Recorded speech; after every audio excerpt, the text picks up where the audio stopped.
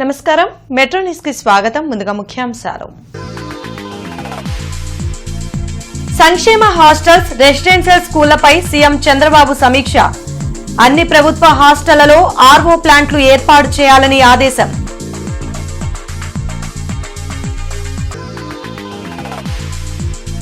గుంటూరు, పల్నాడు జిల్లాల్లో పర్యటించిన మంత్రి అచ్చెన్నాయుడు.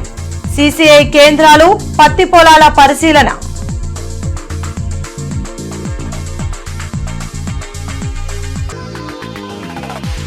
స్వర్ణభారతి నగర్ లో క్రిస్టియన్ భవన్ ను 3 నెలల్లో పూర్తి చేస్తామన్న ఎమ్మెల్యే రామాంజనేయులు.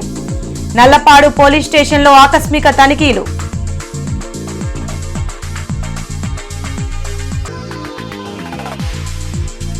ద్విచక్ర వాహనాలు దొంగలించే 5 సభ్యుల ముఠా అరెస్ట్. 19 స్కూటీలు స్వాధీనం, 3 కేజీల గంజాయి స్వాధీనం.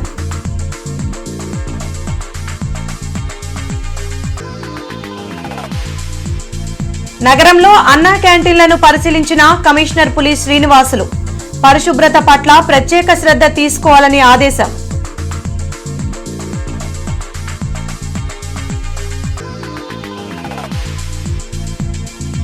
జెండర్ సమానత్వం కోసం నగరంలో అవగాహన ర్యాలీ.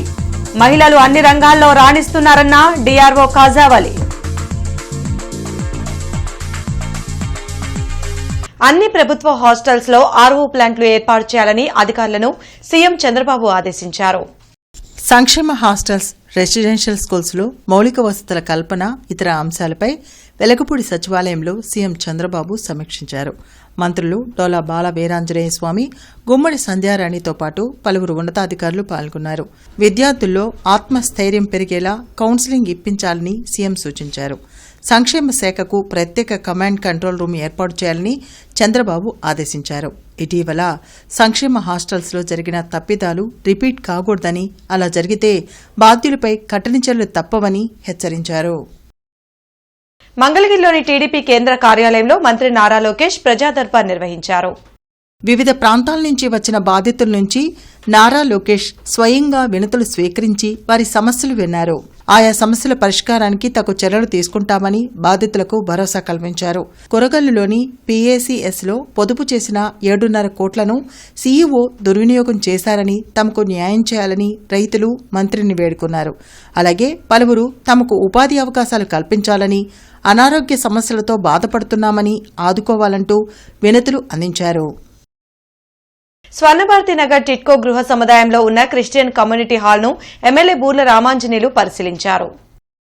2014-19లోనే 16 కోట్ల రూపాయలను ఈ భవనం కోసం చంద్రబాబు మంజూరు చేశారని, ఆ తర్వాత వచ్చిన వైసీపీ ప్రభుత్వం ఈ భవన నిర్మాణాన్ని పూర్తిగా నిర్లక్ష్యం చేసిందని రామాంజనేయులు విమర్శించారు. ఇప్పుడు మరలా కూటమి ప్రభుత్వం అధికారంలోకి రాగానే క్రిస్టియన్ భవన్ ను త్వరితగతిన పూర్తి చేయాలని సీఎం చంద్రబాబు ఆదేశించారని, 3 నెలల్లో దీనిని పూర్తి చేయడం జరుగుతుందని ఎమ్మెల్యే తెలిపారు.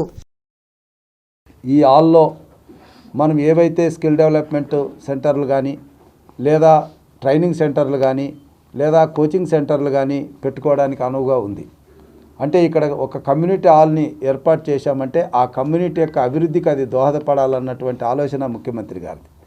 అదేవిధంగా కమ్యూనిటీకి సంబంధించినటువంటి ఫంక్షన్స్, దైవకార్యమైనటువంటి ఫంక్షన్స్ కానీ, లేదా వారి కుటుంబకు సంబంధించినటువంటి కార్యక్రమాలు కానీ, పెళ్ళిళ్ళు కానీ ఇక్కడ జరగడానికి అనువుగా ఉంది.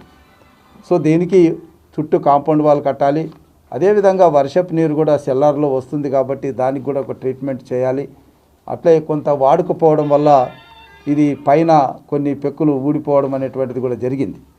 సో తొందరలోనే దీనికి ఒక మేనేజింగ్ కమిటీ లాగా ఏర్పాటు చేసి, ఇటు అధికారులతోనూ ఇటు ప్రజాప్రతినిధులతోనూ దీనికి ఒక కమిటీ ఏర్పాటు చేసి ఇమ్మీడియట్గా వీలైతే డిసెంబర్ 25 నాటికి మనకి సాధ్యమైతే ఇక్కడ ఫంక్షన్స్ జరుపుకునే విధంగా, క్రిస్మస్ ఫంక్షన్లు జరుపుకునే విధంగా కూడా దీన్ని ఏర్పాటు చేయడానికి మరి ఇక్కడ లోకల్ ఎమ్మెల్యేగా నా వంతు కృషి నేను చేస్తాను. ద్విచక్ర వాహనాలు దొంగతనం చేస్తున్న ముఠాను నల్లపాడు పోలీసులు అరెస్టు చేశారు.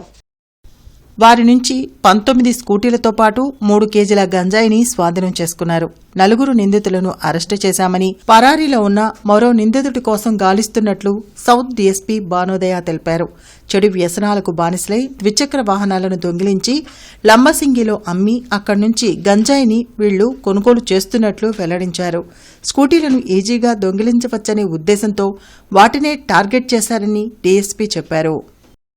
గుంటూరు టౌన్ ఇంకా సరౌండింగ్ ఏరియాస్లో ఎస్పెషలీ చౌడవరం, దాసరిపాలెం, బోయపాలెం ఇంకా Guntur town in and around ఏరియాస్లో వీళ్ళు ఇంటి దగ్గర పార్క్ చేసినవి లేదా షాప్స్ అండ్ ఎస్టాబ్లిష్మెంట్స్ దగ్గర పార్క్ చేసిన గుంటూరు ఇన్ అండ్ అరౌండ్ 2 వీలర్స్ని దొంగలించి వాటిని మంగళగిరి, గుంటూరు టౌన్, తాడికొండలో వాటిని తనఖా పెట్టి అంటే వీటిల్ని తాకట్టు పెట్టి వచ్చిన డబ్బుల్ని వీళ్ళ సొంత ఖర్చులకి వినియోగించుకోవడమే కాకుండా ఇందులో కొన్ని 2 వీలర్స్ వేటికైతే నేమ్ ప్లేట్స్ ఉండవో, ప్రాపర్ డాక్యుమెంటేషన్ ఉండదో ఈ 2 వీలర్స్ని వాళ్ళు ఉపయోగించి on road Lambasingi, Araku valley వరకు వెళ్ళి అక్కడ గుర్తు తెలియని వ్యక్తుల దగ్గర గాంజాని కొనుక్కొని మళ్ళీ ఆన్ రోడ్ లారీ ట్రాన్స్పోర్టేషన్ కానీ బస్ ట్రాన్స్పోర్టేషన్ కానీ ఉపయోగించి గుంటూరు వచ్చి ఈ సో కాల్డ్ గాంజాని చిన్న చిన్న ప్యాకెట్స్ 10 గ్రామ్స్ ప్యాకెట్స్గా చేసి వీటిని local bus stand, railway station ఇంకా కాలేజెస్ చుట్టుపక్కల ఏరియాల్లో అమ్మడం జరుగుతుంది.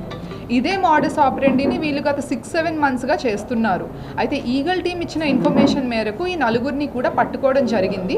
కేంద్ర రాష్ట్ర ప్రభుత్వాల పిలుపు మేరకు జెండర్ సమానత్వం కోసం ఈ రోజు నుండి డిసెంబర్ 23 వరకు అవగాహనతో కార్యక్రమాలు నిర్వహిస్తున్నామని డీఆర్ఓ కాజావలి తెలిపారు. కలెక్టరేట్ నుంచి నగరంపాలెం సెంటర్ వరకు అంగన్వాడీ కార్యకర్తలు, మహిళలు, విద్యార్థులతో అవగాహన ర్యాలీ నిర్వహించారు. ఈ సందర్భంగా డీఆర్ఓ కాజావలి మాట్లాడుతూ రాష్ట్ర ప్రభుత్వం పిలుపు మేరకు నెల రోజులు అన్ని శాఖల సమన్వయంతో సమాజంలో మహిళలు ఎదుర్కొంటున్న వివక్షపై అవగాహన కార్యక్రమాలు నిర్వహిస్తున్నామన్నారు.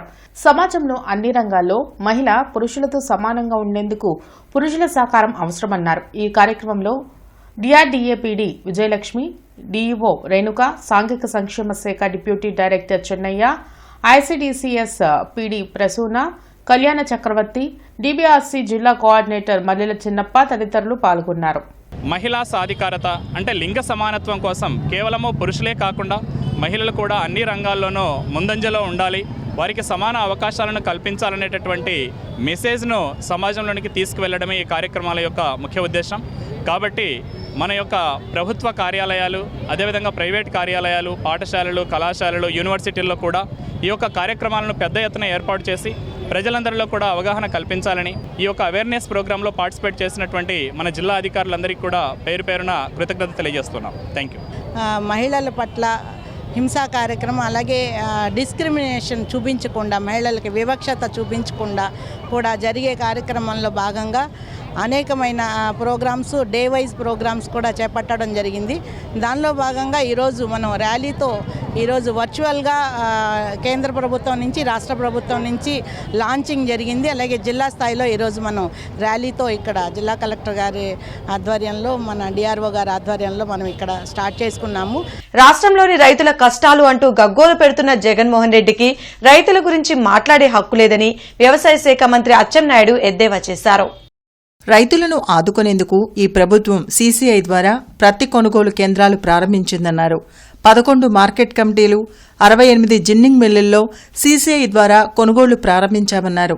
సీసీఐ నిబంధనలు ఎక్కువగా ఉండడంతో రైతులు పంటను అమ్ముకోలేక ఇబ్బందులు పడుతున్నారన్నారు. మోంతా తుఫాన్ కారణంగా 18% తేమ ఉన్న పత్తిని కొనాలని కేంద్రానికి లేఖ రాశామన్నారు. అన్నదాత సుఖీబాబా పేరుతో అరటి పంటకు గిట్టుబాటు ధరలు అందచేయడానికి ప్రణాళికలు సిద్ధం చేశామన్నారు. గత ప్రభుత్వం వైసీపీ రైతులను నట్టేటా ముంచిందని మండిపడ్డారు.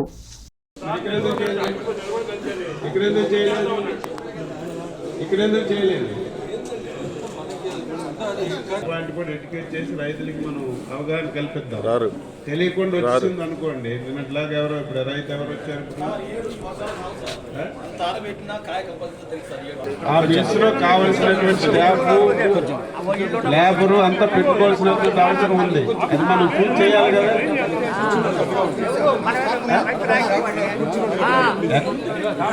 వేరేనంటే మనం ఉన్నారంటారు.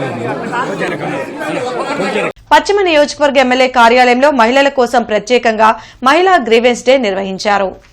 శ్రీనివాసరావుపేటలోని ఎమ్మెల్యే గల్లామాధవి కార్యాలయంలో జరిగిన మహిళల గ్రివెన్స్ కు భారీ సంఖ్యలో మహిళలు హాజరయ్యారు. ప్రధానంగా కుటుంబ సమస్యలు, ఆస్తి తగాదాలు, స్థానిక సమస్యలపై మహిళల నుంచి ఫిర్యాదులు రావడం జరిగింది. కూటమి ప్రభుత్వం అధికారంలోకి వచ్చినప్పటి నుండి పేదల సొంతింటి కలను నెరవేర్చేందుకు ఇప్పటి వరకు 3 లక్షలకు పైగా ఇళ్లను నిర్మించడం జరిగిందని మంత్రి పార్థసారథి తెలిపారు. వెలగపూడి సచివాలయంలో మంత్రి పార్థసారథి మీడియాతో మాట్లాడారు. గతంలో ఎన్టీఆర్ హౌసింగ్ కింద నిర్మిస్తున్న ఇళ్లను వైసీపీ ప్రభుత్వం రద్దు చేసింది వాస్తవం కాదా అని ప్రశ్నించారు.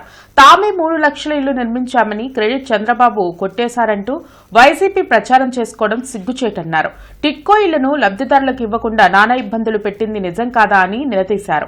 అన్ని వర్గాల ప్రజలకు మేలు చేయాలనే లక్ష్యంతో సీఎం చంద్రబాబు పనిచేస్తున్నారని పార్థసారథి తెలిపారు.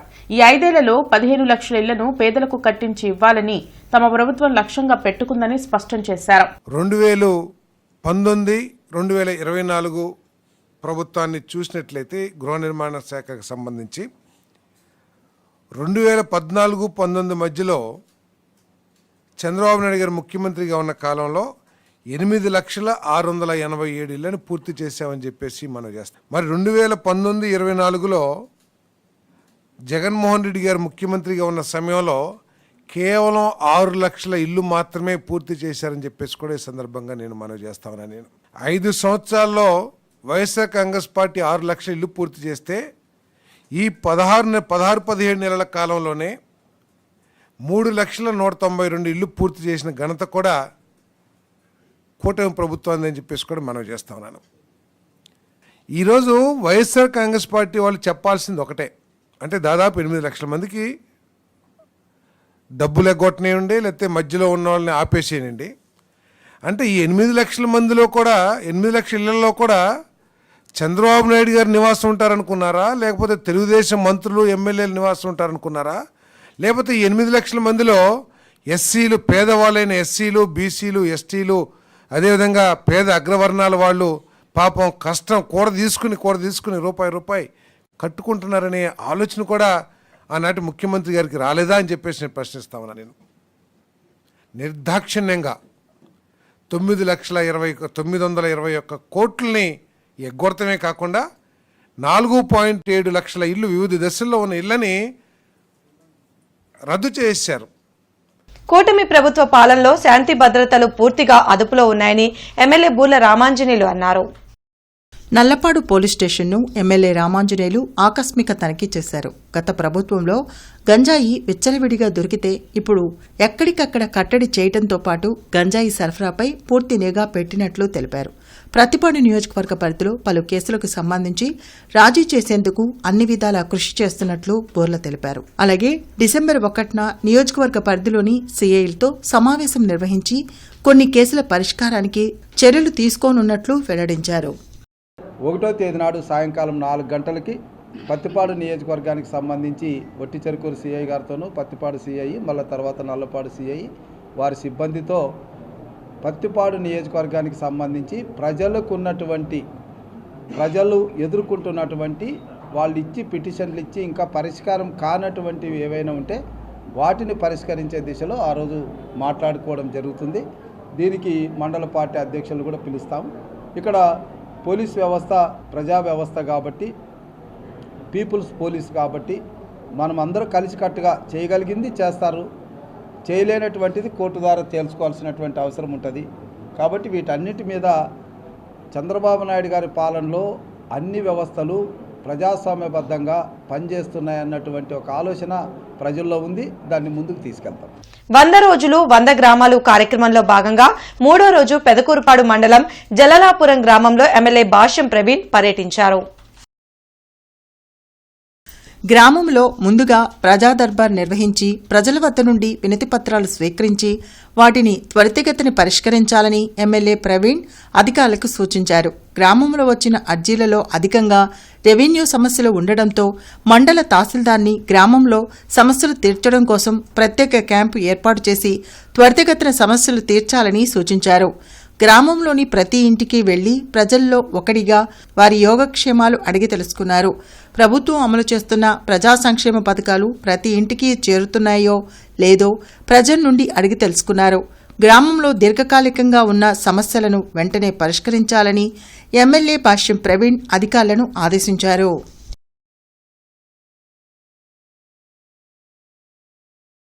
ఆర్టీఓ కార్యాలయం పల్నాడు బస్టాండ్ సెంటర్లోని అన్నా క్యాంటీన్లను కమిషనర్ పులి శ్రీనివాసులు మధ్యాహ్న భోజన సమయంలో ఆకస్మికంగా తనిఖీ చేశారు. ఈ సందర్భంగా కమిషనర్ పులి శ్రీనివాసులు మాట్లాడుతూ అన్నా క్యాంటీన్లలో ఆహారం తీసుకునే వారి సంఖ్య రోజురోజుకి పెరుగుతున్నందున అందుకు తగిన విధంగా పరిశుభ్రత పట్ల సిబ్బంది ప్రత్యేక శ్రద్ధ తీసుకోవాలన్నారు. ప్రధానంగా నీటి సరఫరాకి అధిక ప్రాధాన్యత ఇవ్వాలన్నారు. ఆహార సరఫరా అనంతరం ప్రాంగణం శుభ్రం చేయాలని అక్షయపాత్ర సిబ్బందిని ఆదేశించారు. డస్ట్బిన్లను భోజనం చేసే ప్రాంతానికి దూరంగా ఉంచాలన్నారు. మౌలిక వసతుల కల్పనకు జీఎంసీ నోడల్ అధికారులతో సమన్వయం చేసుకోవాలని అక్షయపాత్ర సిబ్బందిని ఆదేశించారు. కార్యక్రమంలో corporator B Smitha Padmaja, engineering అధికారులు పాల్గొన్నారు.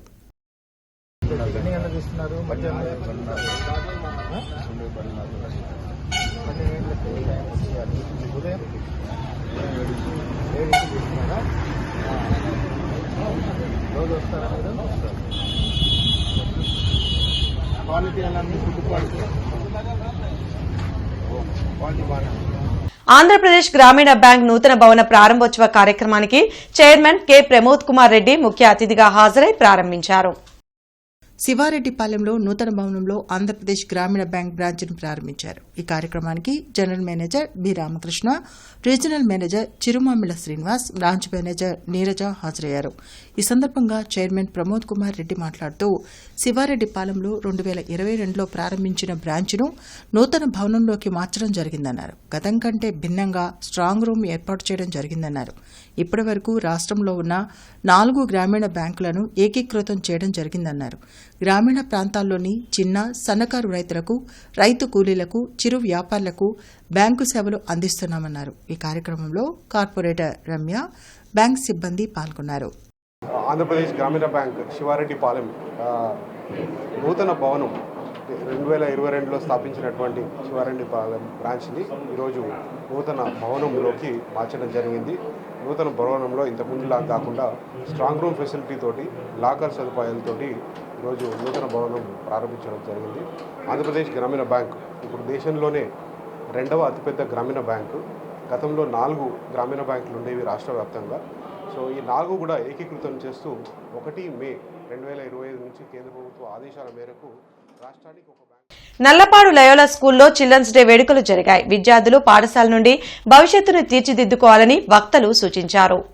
భారతదేశాన్ని నడిపించే సత్తా భావి భారత పౌరులైన విద్యార్థులు, వారికి విద్యాబుద్ధులు నేర్పించే ఉపాధ్యాయులపై ఉందని ప్రముఖ వ్యాపారవేత్త రామనాథన్ ఫలనీయప్పన్ తెలిపారు. లయోలా స్కూల్లో జరిగిన చిల్డ్రన్స్ డే వేడుకల్లో ఆయన పాల్గొన్నారు. ఈ స్కూల్లో చదివి 60 సంవత్సరాల వేడుకల్లో పాల్గొనడం ఆనందంగా ఉందని అన్నారు. జీవితంలో ఉన్నత స్థానానికి ఎదగడానికి లయోలా స్కూల్ ఒక వేదిక అవుతుందనడానికి ఎటువంటి సందేహం లేదన్నారు. ఏఐ, రోబోటిక్స్, స్పేస్ టెక్నాలజీ మరియు ఇన్నోవేషన్స్ లాంటివి వచ్చినా మన విలువలను ఎప్పుడూ పోగొట్టుకోకూడదన్నారు. మా స్కూల్, నేను చదువుకున్న స్కూలు, దీనికి ఎప్పుడు ఏదో ఒకటి చేయాలనే తపనతో ఏదో ఒకటి చేస్తూ ఉంటాను. ఈ స్కూల్కి నేను కాన్ఫరెన్స్ రూమ్కి డొనేట్ చేశాను. ఇట్లానే చిన్న చిన్న కార్యక్రమాలు చేస్తుంటాను. అందరూ మంచిగా ఎదిగి పెద్దవాళ్ళు అవ్వాలి. ఎందుకంటే జీవితంలో ఉన్నత స్థాయికి చేరాలంటే ఇట్లాంటి విద్యాసంస్థ చదువుకుంటే వాళ్ళు ఉన్నత స్థాయికి వెళ్తారు. అది లయోలా స్కూల్ ఈ స్థాయికి రావడానికి కారకులైన ప్రతి ఒక్కరికి ఈదర్ శ్రీనివాస్ కృతజ్ఞతలు తెలిపారు. కేవలము తెలుగు మీడియం పాఠశాల అయినప్పటికీ బయట చూసినట్లయితే English medium, English language and communication, particularly the medium of English plays a vital role. Therefore, we also combine both Telugu and English subjects and we started teaching to our students. And dear guests of the day, we feel proud and happy to tell you that serving these people gives utmost joy to us. సహకార రంగ పాలక వర్గాల్లో SC, ST, బీసీలకు, మహిళలకు 50% reservation అమలు, స్థానిక సంస్థల్లో BC reservation పెంపుదల అనే అంశంపై రైల్వే ఎంప్లాయీస్ హాల్ నందు సమావేశం జరిగింది. అరండల్పేటలోని ఎస్సీ, ఎస్టీ, రైల్వే ఎంప్లాయీస్ హాల్లో జరిగిన సమావేశానికి ఎస్సీ, ఎస్టీ, బీసీ, మైనార్టీ, మహిళా ప్రజా సంఘాల నాయకులు హాజరయ్యారు. ఈ సందర్భంగా ముస్లిం యునైటెడ్ ఫ్రంట్ అధ్యక్షులు మహమ్మద్ కలీం మీడియాతో మాట్లాడారు. రానున్న స్థానిక సంస్థల ఎన్నికల్లో బీసీలకు జనాభా దామాషా ప్రకారం రిజర్వేషన్లు కల్పించేలా బిల్లు పెట్టాలని డిమాండ్ చేశారు. సహకార రంగ సంస్థల పాలక వర్గాలకు వెంటనే ప్రభుత్వం రిజర్వేషన్ అమలుపరుస్తూ నియామకాలు చేపట్టాలని ప్రభుత్వాన్ని కోరారు. ఈ కార్యక్రమంలో అంగిరేకుల వరప్రసాద్, భగత్ సింగ్, తాడికొండ నరసింహారావు, జూపూడి శ్రీనివాసరావు, జయసుధ, ఒగ్గం సాంబశివరావు, సూఫీ ఇమ్రాన్, ప్రభుదాస్ తదితరులు పాల్గొన్నారు. తమిళనాడు ప్రభుత్వం 69% రిజర్వేషన్ ఏ విధంగా అయితే అప్పటి కేంద్ర ప్రభుత్వం పై ఒత్తిడి తీసుకొని వచ్చి 69% అమలు అయ్యే విధముగా దాన్ని రాజ్యాంగ సవరణ చేసి ఆ 69% యొక్క రాజ్యాంగ సవరణ 76ను 9వ షెడ్యూల్ కింద ఏ విధంగా అయితే పెట్టి ఈ 69% దాదాపు ఈ 30 సంవత్సరాల నుండి అమలు చేస్తుందో, మరి ఎన్డీఏ భాగస్వామ్య పక్షమైన, మరీ ముఖ్యంగా ఎన్డీఏలో కీలక భాగస్వామ్య పక్షమైన తెలుగుదేశం పార్టీ కేంద్ర ప్రభుత్వంపై ఒత్తిడి తీసుకుని వచ్చి ఆంధ్ర రాష్ట్ర రిజర్వేషన్ బిల్లును ఆంధ్ర రాష్ట్ర ఉభయ సభల్లో ప్రవేశపెట్టి దాన్ని ఆమోదించి ఆ యొక్క బిల్లును కేంద్ర ప్రభుత్వం దగ్గరికి తీసుకెళ్ళి మరి ఇక్కడ కూడా బీసీలకు రిజర్వేషన్ శాతం స్థానిక సంస్థ సభల్లో పెంచే విధంగా కృషి చేసి ఏ విధంగా అయితే జయలలిత మెప్మాలో పనిచేస్తున్న ఉద్యోగుల కుటుంబ సభ్యులకు హ్యూమన్ డెవలప్మెంట్ సొసైటీ ఆధ్వర్యంలో జాబ్ మేళా నిర్వహించారు.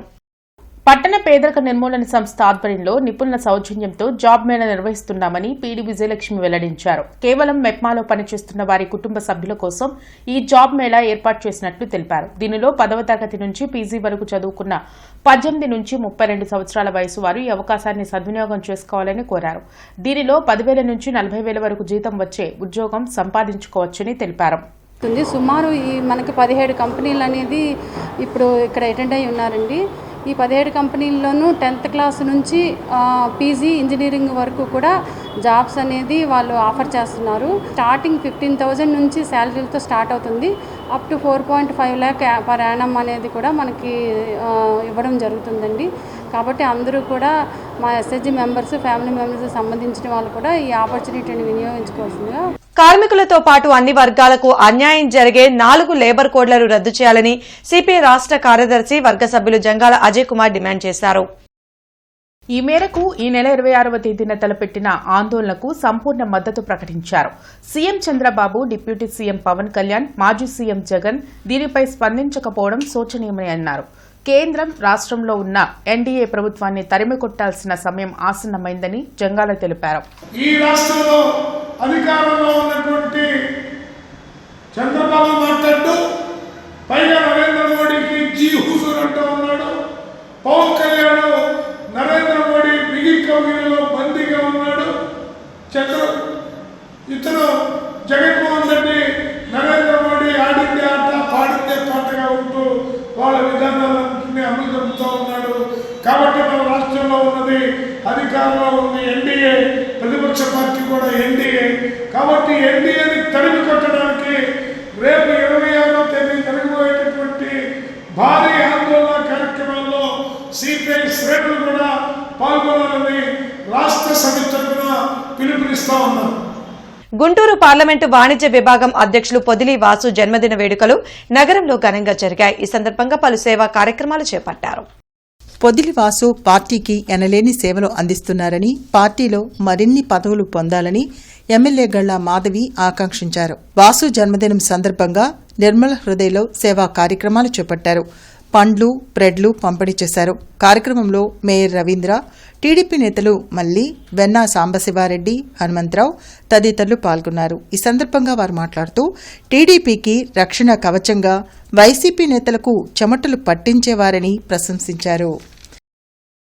మరి వాసు అన్న గురించి చెప్పాలంటే ఒక పేరుకి పార్లమెంట్ వాణిజ్య విభాగమే కానీ యావత్ ఆంధ్ర రాష్ట్రంలో తెలుగుదేశం పార్టీ అంటే పొదిలి వాసు అని అంటే అందరికీ సుపరిచితులు. యావత్ రాష్ట్ర వ్యాప్తంగా ఆయన అంటే తెలియని వ్యక్తులు, తెలియని తెలుగుదేశ కార్యకర్త లేడు. అలాంటి పొదిలి వాసు అన్న ఇప్పటికీ ఎప్పటికీ కూడా నిండు నూరేళ్లతో ఆయురారోగ్యాలతో వర్ధిల్లాలి. తెలుగుదేశం పార్టీకి మూల స్తంభాలుగా లేదంటే పట్టుకొమ్మలుగా ఎవరైనా కార్యకర్తలు ఉన్నారు అంటే అందులో ఒకరుగా పొదిలి వాసు అన్న గారి గురించి మనం చెప్పుకోవచ్చు. ఘనంగా నిర్వహించడం జరిగింది. ఎందుకంటే తెలుగుదేశం పార్టీ అంటేనే ఒక నీతి నిజాయితీ ఉన్న కార్యకర్తలు.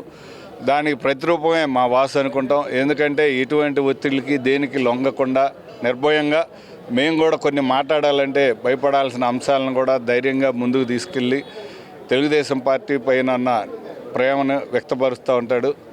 మా వాసుకి భవిష్యత్తులో అన్ని రకాలుగా కలిసి వచ్చి అన్ని రకాలుగా ఆ చంద్రబాబు నాయుడు గారు, లోకేష్ గారు, అలాగనే స్థానిక పెద్దలందరూ ఆశీస్సులతోటి భవిష్యత్తులో మంచి పదవి రావాలని చెప్పి మేమందరం కూడా మనస్ఫూర్తిగా కోరుకుంటున్నాం. నా కోసం వచ్చిన మా తోటి సహోదరులందరికీ కూడా, తెలుగుదేశం పార్టీ నాయకులందరికీ కూడా నేను కృతజ్ఞతలు తెలుపుతున్నాను.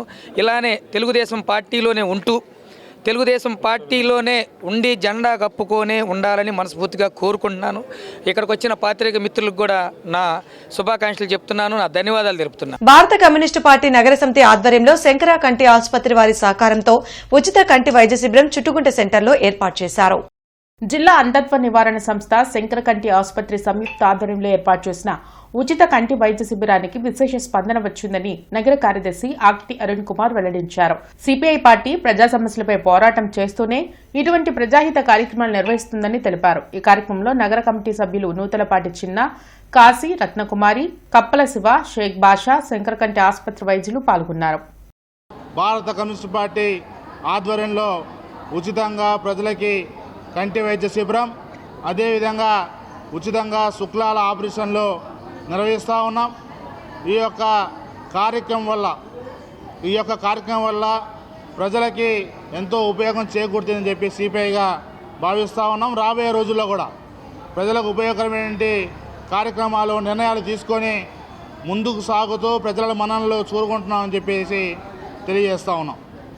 అంతర్జాతీయ స్త్రీహింస వ్యతిరేక దినోత్సవం సెయింట్ ఆన్స్ మహిళా కళాశాలలో జరిగింది. భయాన్ని జయించి ధైర్యం దాల్చితే ప్రతి స్త్రీ సమాజానికి వెలుగునిచ్చే దీప్తి అవుతుందని విద్యార్థులను సరిత ఉత్తేజపరిచారు. అంతర్జాతీయ స్త్రీ హింసా వ్యతిరేక దినోత్సవం సందర్భంగా సెయింట్ ఆన్స్ మహిళా కళాశాలలో జరిగిన కార్యక్రమంలో ప్రత్యేక అతిథిగా Japan karate association trainer sensei Kodali Ravibabu హాజరయ్యారు. సమయస్ఫూర్తి, వేగం, శరీరంలోని దృఢమైన భాగాలతో అవతల వ్యక్తి సున్నితమైన భాగాలను దాడి చేయడం, బిగ్గరగా అరవడం మహిళలను ప్రమాదాల నుండి కాపాడుతుందని కొడాలి రవిబాబు తెలిపారు. మానవతా సెక్రటరీ కె సతీష్ మాట్లాడుతూ, ఆత్మరక్షణ ఒక కళ కాదు, మహిళా హక్కు. ఇబ్బందుల నుంచి తప్పించుకోవడం, దాడిని అడ్డుకోవడం, అవసరమైతే ధైర్యంగా ప్రతిదాడి చేయడం, ఇవన్నీ ప్రతి యువతికి తెలిసి ఉండాల్సిన అవసరమని చెప్పారు. సెయింట్ జోసెఫ్స్ కాలేజ్ గుంటూరులో జేఎంజే లీగల్ సెల్ ద్వారా మహిళలపై హింస అవగాహన కార్యక్రమాన్ని ఈ రోజు ఏర్పాటు చేశారు. ఈ కార్యక్రమానికి ముఖ్య అతిథిగా శనక్కేల రాజకుమారి హాజరై విద్యార్థులకు ప్రేరణనిచ్చే విధంగా మాట్లాడారు. కార్యక్రమ నిర్వహణలో principal professor T Swaruparani, administrator doctor TAF Chandra, legal adviser sister Saritha భాగస్వాములయ్యారు. ఈ సందర్భంగా శనక్కేల రాజకుమారి మాట్లాడుతూ, మహిళలపై హింస ఎంత చిన్నదైనా ఏ రూపంలోనైనా ఒప్పుకునే విషయం కాదు. ఇంట్లోనైనా బయటైనా హింసకు బలవకుండా ధైర్యంగా మాట్లాడాలి. మహిళలు సురక్షితంగా ఉన్నప్పుడు మాత్రమే సమాజం ముందుకెళ్తుందని అన్నారు. అలాగే ఆన్లైన్ వేధింపుల గురించి మాట్లాడుతూ, ఇప్పుడు ఎక్కువగా జరిగేది online abuse. Social media, WhatsApp, Instagram లాంటి ప్లాట్ఫారంలో అమ్మాయిలను మానసికంగా బాధపెట్టే మెసేజ్లు, ఫేక్ అకౌంట్స్, ఫోటో మిస్యూజ్ ఇవి కూడా హింసే.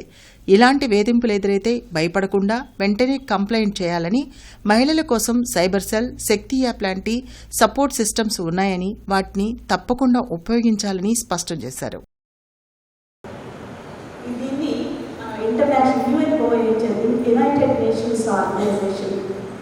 International Day of Elimination of Violence Against Women గా ప్రకటించింది.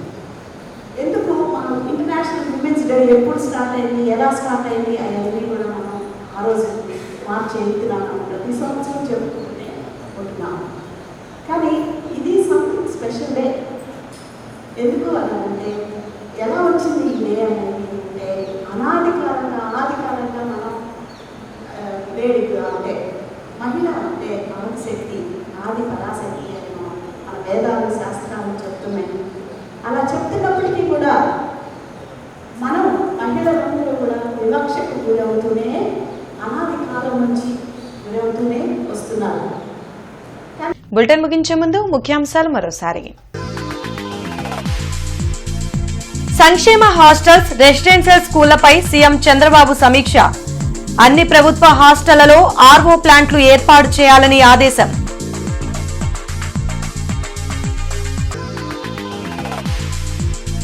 గుంటూరు, పల్నాడు జిల్లాల్లో పర్యటించిన మంత్రి అచ్చెన్నాయుడు.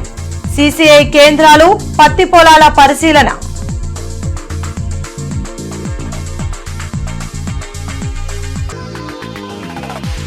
స్వర్ణభారతి నగర్లో క్రిస్టియన్ భవన్ ను 3 నెలల్లో పూర్తి చేస్తామన్న ఎమ్మెల్యే రామాంజనేయులు. నల్లపాడు పోలీస్ స్టేషన్లో ఆకస్మిక తనిఖీలు.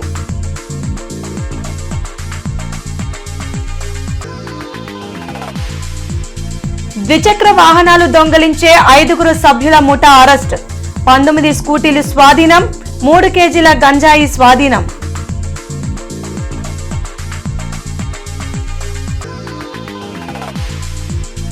నగరంలో అన్నా క్యాంటీన్లను పరిశీలించిన కమిషనర్ పులి శ్రీనివాసులు. పరిశుభ్రత పట్ల ప్రత్యేక శ్రద్ధ తీసుకోవాలని ఆదేశం.